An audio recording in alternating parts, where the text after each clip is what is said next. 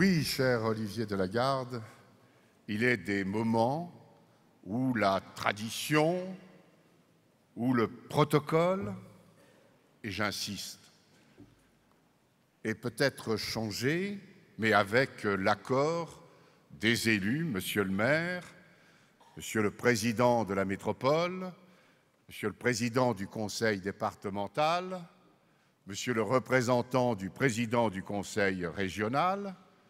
Avec votre accord, je prends la parole en premier, bien sûr tout d'abord pour vous remercier de votre accueil dans cette ville, dans cette métropole, dans ces territoires d'Alsace, dans cette grande région, Grand Est. Et j'arrête là pour qu'il n'y ait pas d'autres observations particulièrement positives. Mais on voit bien qu'à certains moments, il faut que le dialogue existe, que les observations, fussent-elles négatives, puissent être entendues. Oui, chers congressistes, j'ai souhaité m'adresser à vous, d'abord à vous, en ce début de congrès, avant ces 3 journées de travail telles qu'elles viennent d'être définies par Olivier Delagarde. J'ai voulu, au moment où se déclenche un vaste débat, alors que demain la loi de finances initiale pour 2018 sera présentée par le gouvernement, au moment où des sommes des fonds sont exprimés pour contribuer à de nouvelles orientations, je voulais vous dire directement ce que nous avons fait à l'Union sociale pour l'habitat, pour le dialogue, ce que nous avons proposé, ce que nous souhaitons pour le mouvement, pour celles et ceux qui résident dans le parc HLM, nos locataires, nos résidents, et pour celles et ceux qui attendent dans des territoires très tendus, simplement un logement, une remise de clés, un toit, une adresse, un acte citoyen pour la République. Je ne veux pas vous dire que nous sommes à une époque qui est au bord de la catastrophe. Pas du tout. J'ai envie de vous dire avec rigueur, détermination, ce que le mouvement HLM, uni, accompagné par les élus, accompagné par ses actionnaires, accompagné par ses partenaires, accompagné par ses résidents, peut faire pour que demain, ce soit bien la République qui gagne, avec le pacte républicain, avec le pacte citoyen, fait de responsabilité et de respect. Coopérer, mutualiser, nous savons faire. Nous l'avons fait dans ce mouvement et nous le faisons tous les jours. Écouter, dialoguer, proposer, innover, ce sont les valeurs essentielles du mouvement HLM. Alors, chacun connaît, et vous tout particulièrement les congressistes, la situation que nous vivons actuellement est exceptionnelle.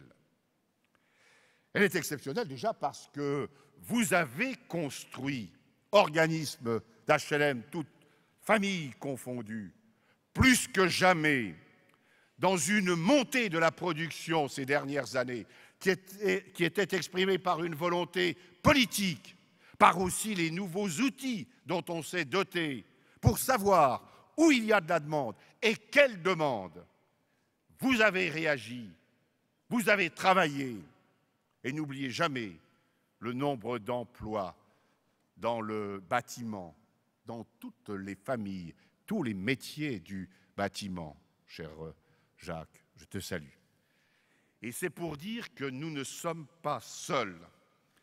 Et si je me suis tu ces quelques derniers jours, laissant le soin aux présidentes et présidents de fédérations, de s'exprimer au secrétaire général, au délégué général et à la secrétaire générale, le soin d'aller dans les médias, c'est parce que, depuis le milieu de la semaine dernière, j'ai souhaité m'adresser à vous en début de congrès pour que nous puissions donner une tonalité dynamique à ce congrès, faite de propositions, d'exigences, parce que les valeurs que je viens de rappeler, vous les connaissez et vous voulez les faire prospérer. Et que, Monsieur le Président de la République, ayant exprimé dans une grande ville du Sud-Ouest son ambition de ne plus avoir de personnes dans la rue, eh bien, nous sommes prêts à relever ce défi. Et s'il y en a encore beaucoup, c'est parce qu'on ne nous a pas toujours donné, non pas les moyens, mais les autorisations d'intervenir. J'y reviendrai dans mon propos. Le logement, pour nous tous, c'est une cause, une grande cause. Non seulement nous la défendons, mais nous la faisons prospérer. Les organismes HLM, les représentants d'associations de locataires, les associations de solidarité, tous ensemble, nous avons démontré cohérence et détermination pour défendre sans faillir le logement pour tous, le logement social.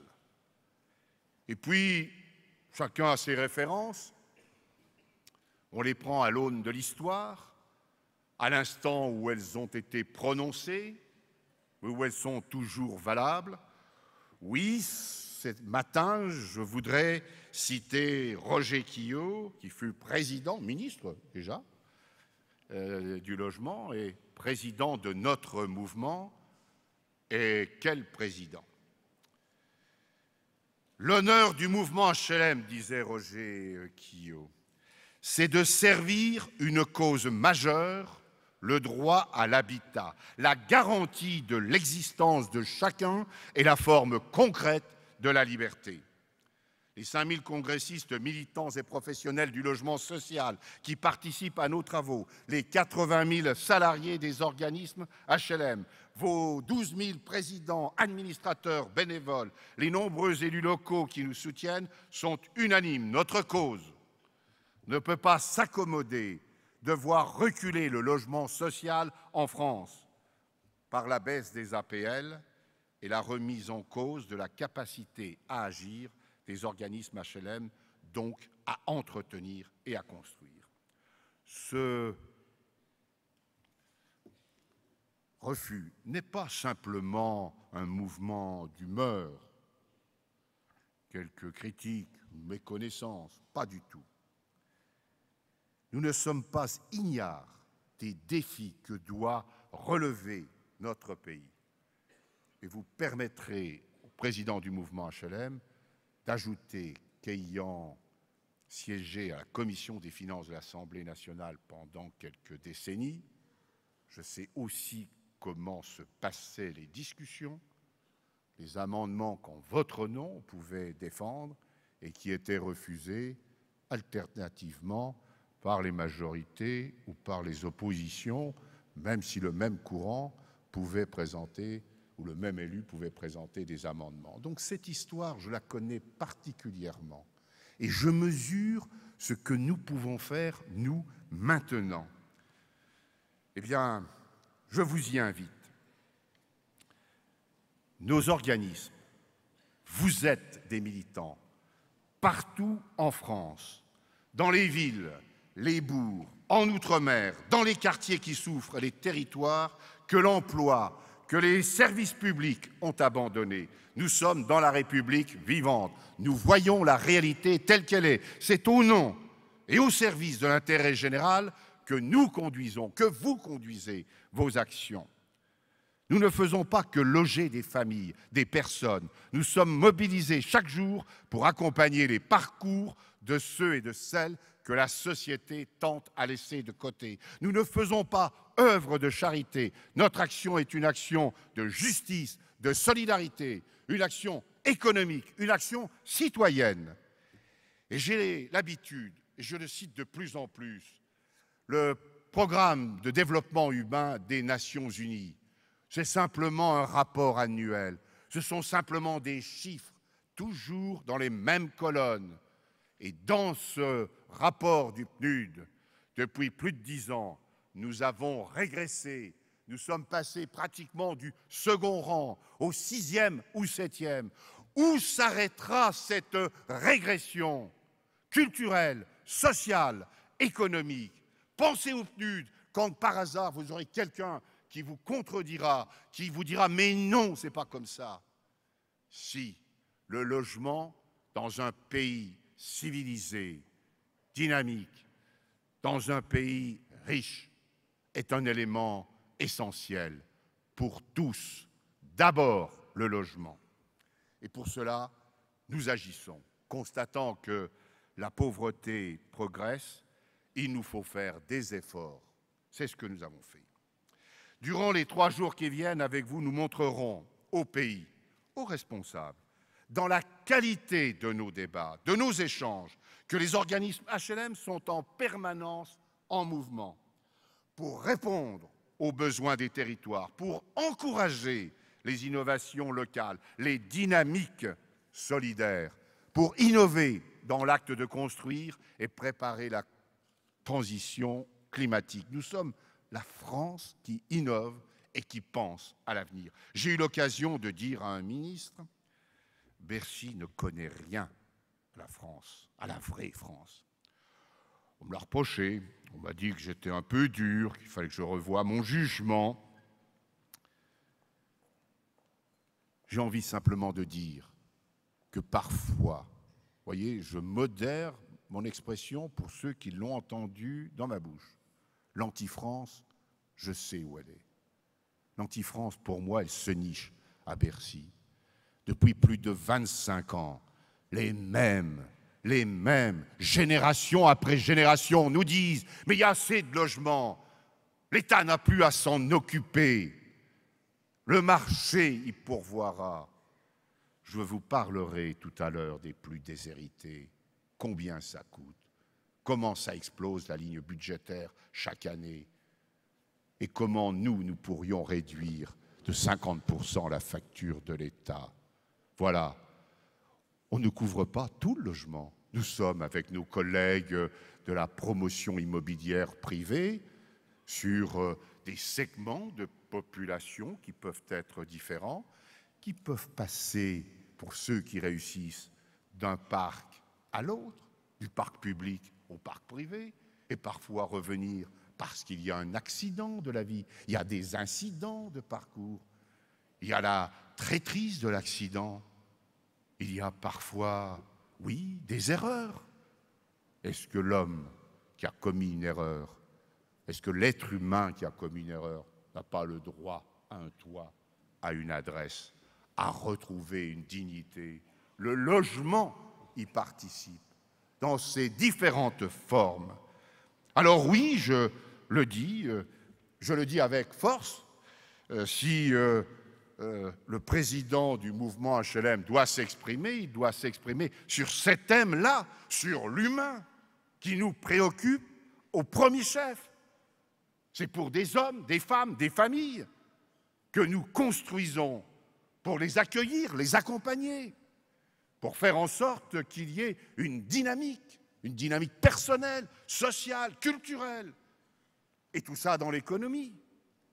Alors, oui, c'est contesté depuis 25 ans par des hauts fonctionnaires qui ont leur logique.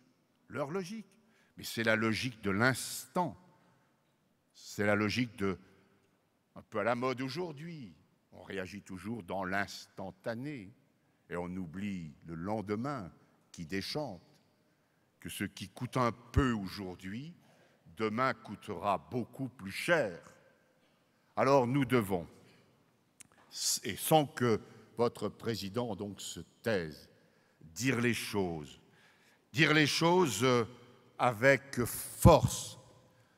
Et si je me suis tu, vous l'avez bien compris, qu'avec vous déjà et avec les fédérations, nous avons travaillé et préparé les échéances du début de cette année. Nous avons travaillé et préparé avec Cap HLM notre contribution à la société. C'est un travail sérieux, argumenté, qui part de votre expérience, de votre connaissance des besoins réels. Ces propositions, elles sont sur la table, elles seront utiles à nos concitoyens et à notre pays. Nous voulons participer au développement des moyens de l'ANRU. Aujourd'hui, dans les quartiers prioritaires de la ville, et notre collègue, ancien collègue sénateur, aujourd'hui ministre, qui viendra cet après-midi, doit le savoir, le taux de pauvreté atteint 42% dans ces quartiers prioritaires. Le parc social, comme le parc privé, y a mal vieilli. Il est souvent inadapté. Il faut donc agir, en faire plus. La République doit être au rendez-vous. Entendez-vous Bercy en parler? Non. Alors nous l'avons proposé. Nous avons proposé d'intervenir aux côtés des autres financeurs pour démontrer que nous avions bien conscience que ces quartiers devaient être retraités et que le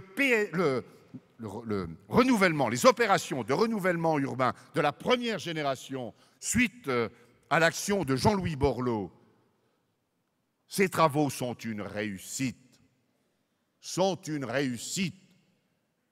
Que ces messieurs et dames de Bercy les évaluent et ils verront que c'est un bel investissement dans nos quartiers, dans vos villes, dans vos quartiers de métropole, dans nos quartiers de la ruralité profonde.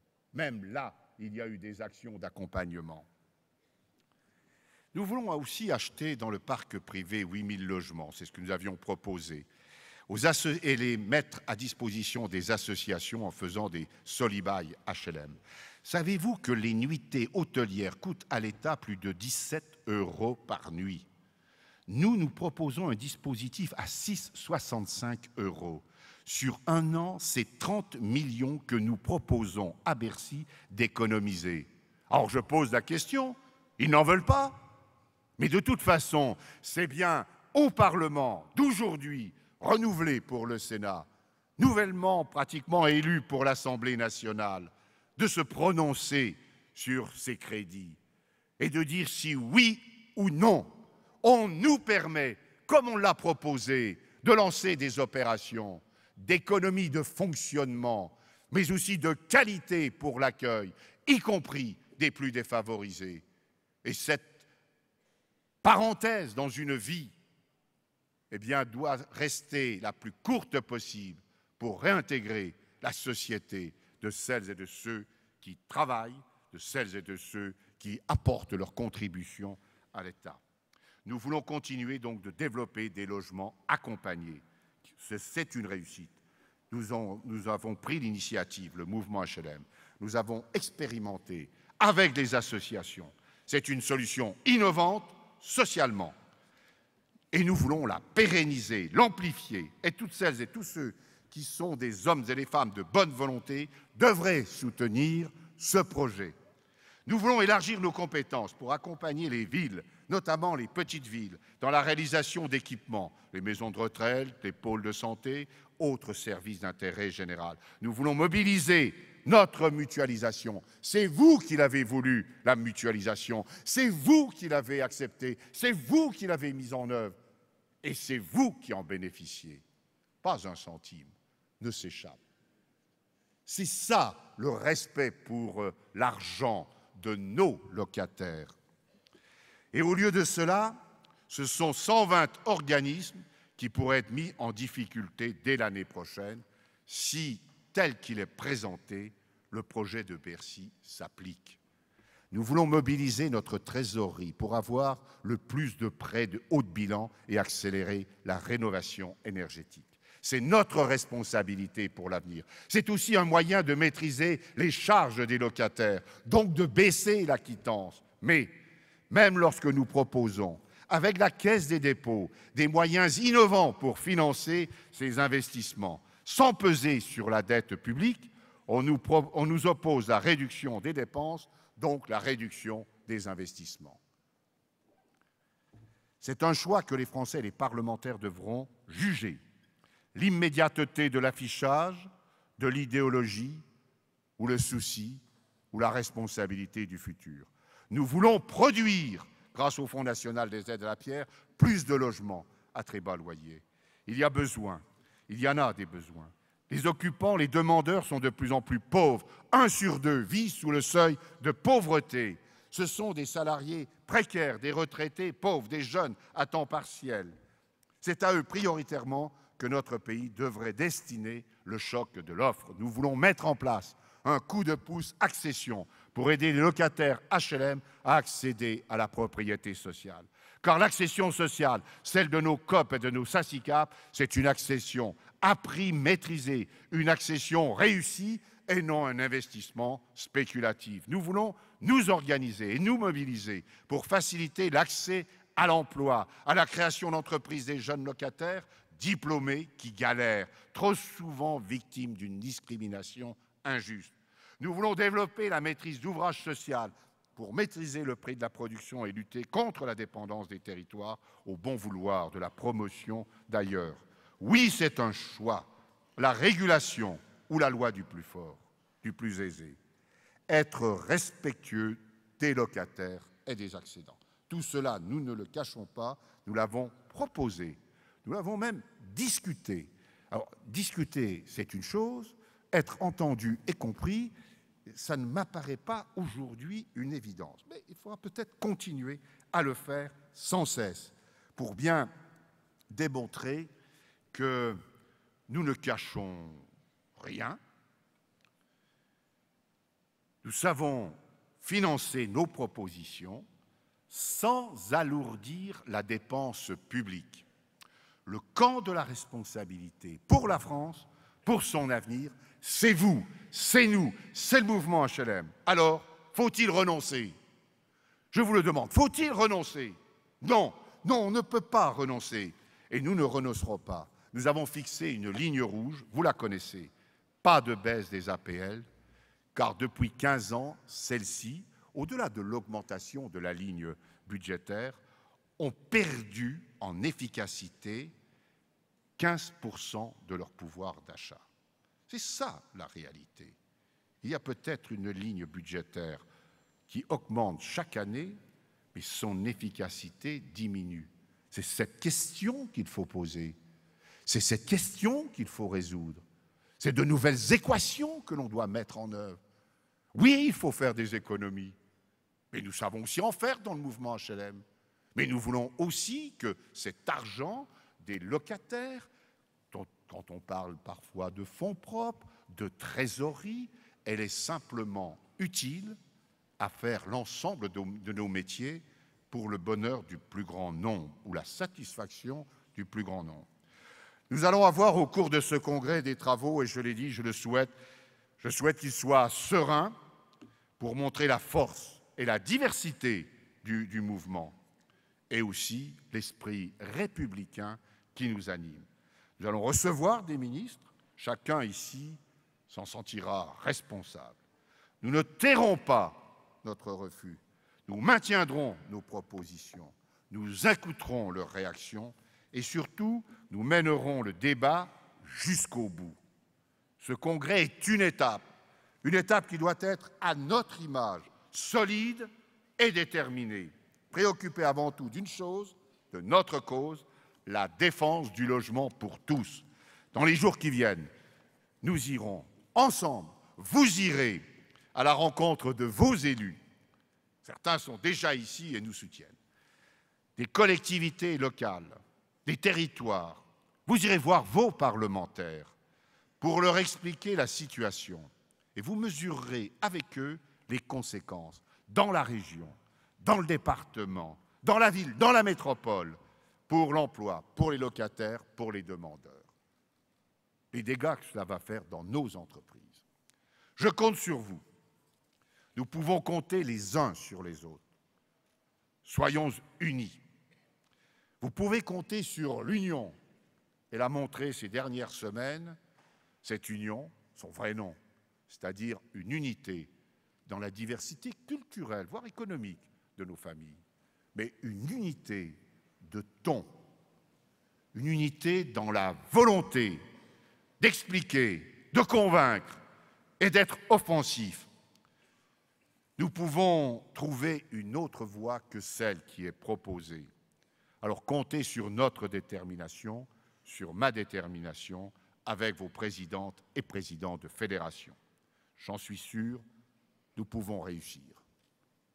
Avec vous et pour notre pays, pour la France, l'ensemble de ces territoires, nous avons l'obligation de réussir. Je vous remercie d'y contribuer par votre congrès et vos propositions. Merci. Bien.